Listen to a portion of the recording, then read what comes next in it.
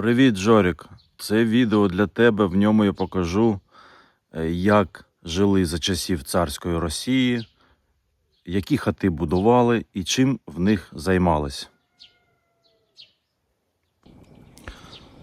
Відкриваємо Google, в даному випадку Gemini, і пишемо наш запит.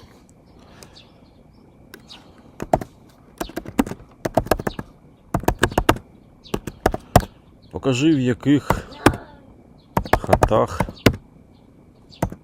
жили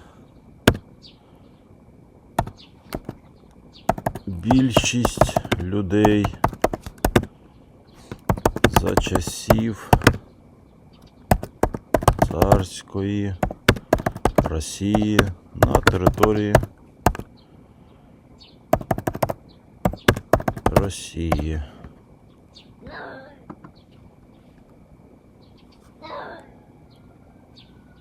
Ну от, будь ласка.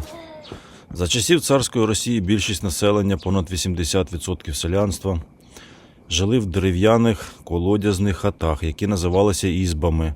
Це були прості зруби з соснових або ялинкових колод. Ось як виглядали ці житла. Ну, будь ласка, тобто такі прям, дворці прям.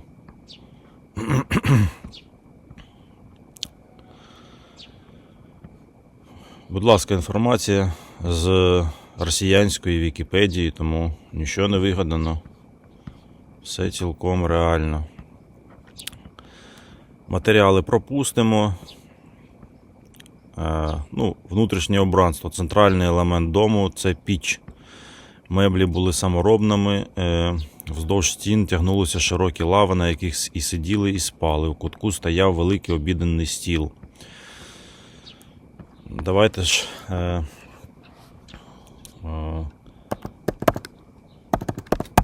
скільки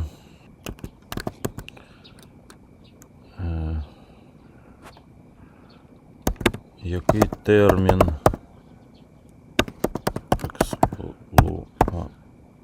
експлуатації таких хат?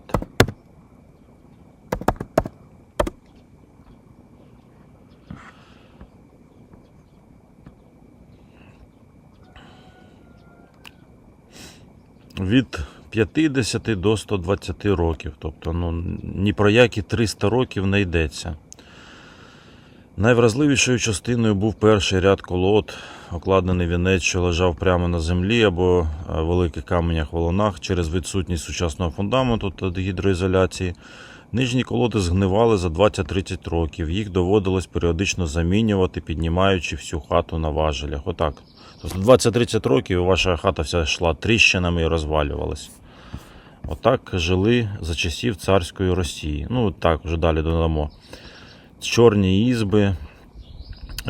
На подив хати, які опалювалися без димаря, служили довше, понад 100 років навіть.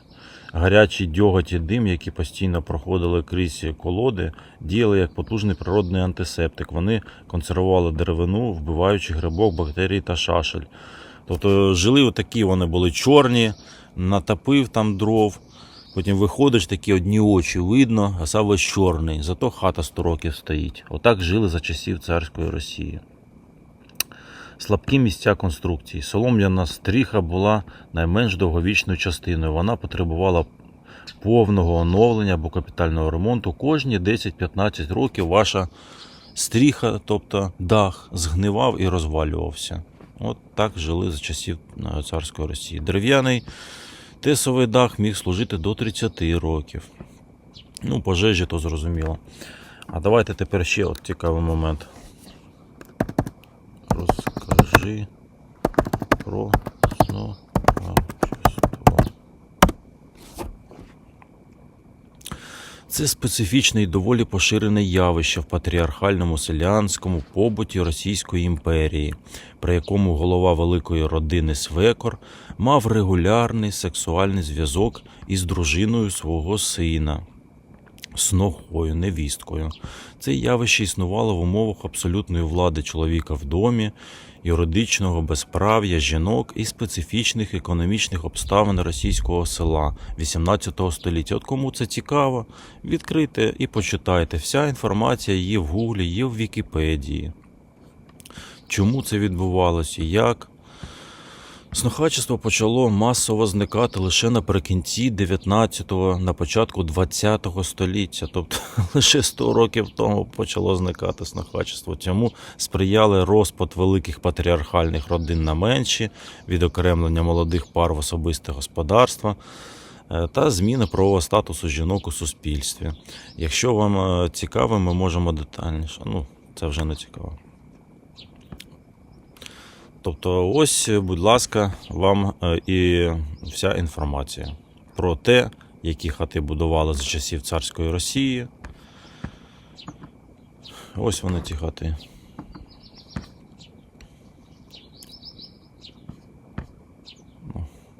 Росіянські сайти енциклопедії в нас не відкриваються, але, будь ласка, можете дивитись.